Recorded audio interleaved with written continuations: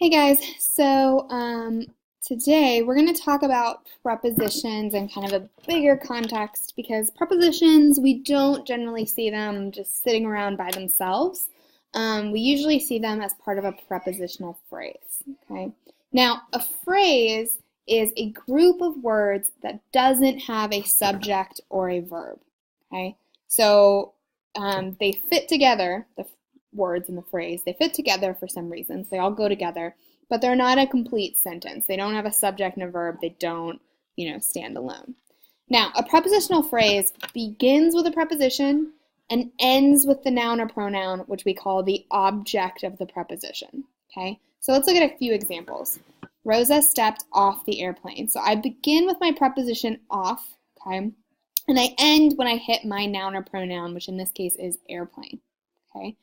Now, the next one, in the bus terminal, okay? So same thing, begin with my preposition in, I end when I hit my noun, terminal, okay? Toward them, preposition, this time I hit a pronoun, them, okay? So our prepositional phrase just goes from preposition to noun or pronoun, okay? Now, a lot of times you'll have a bunch of stuff in between those two things, usually articles or adjectives that are modifying the noun, okay? So for example, Rosa stepped off the noisy, smelly airplane. So I expanded my phrase from our first example, added a few adjectives. I got my article of that as well. And her relatives in the crowded bus terminal waved. So in between my preposition in and my object terminal, I've got an article, I've got two adjectives. So you can have a lot of modifiers in the middle of your phrase as well.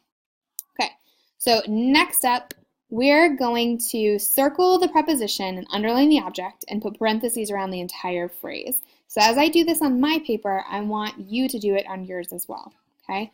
So let's look. I was standing in line.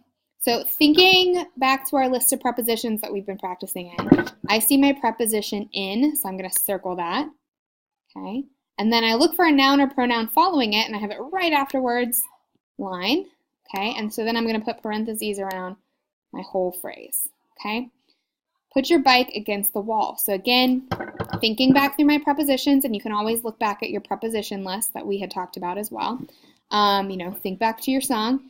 All right, I see my preposition against, and then I'm looking for the noun or pronoun following it, and I see wall. All right, and I'll put parentheses around my whole thing, okay?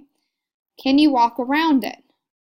All right, so thinking back to my Yankee Doodle Dandy song, all right, I see my preposition around, and then I have a pronoun right after it, so it's a short phrase. All right, they brought the food into the kitchen, so I see my preposition into, all right, and my object, kitchen. So that's my noun, so I'm going to parentheses those. Let's look at our next one. Elise sat between us. I want you to pause, okay?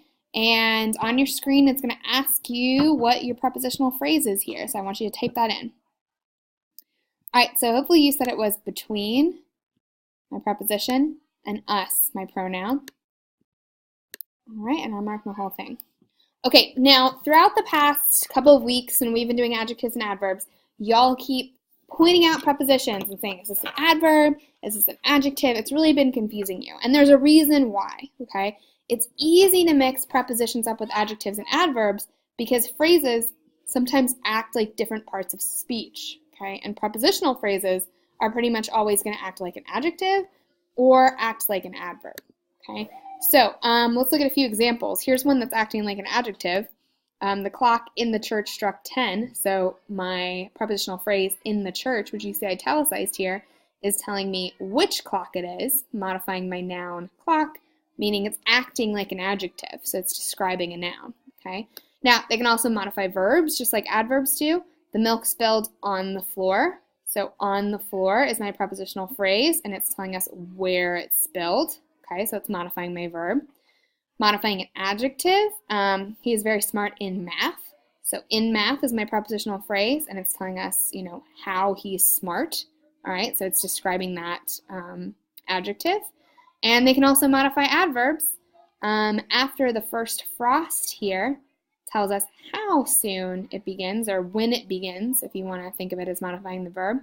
Either way. So that's why y'all easily confuse them because you're seeing that it's doing the same thing as our adjectives and adverbs, okay? But when you see prepositions, you're looking for that preposition, one of those little tiny words, all right?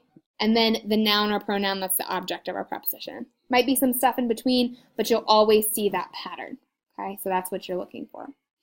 All right, we'll do some more practice of this tomorrow and tomorrow night and the day after that, okay? But let me know if you have any questions.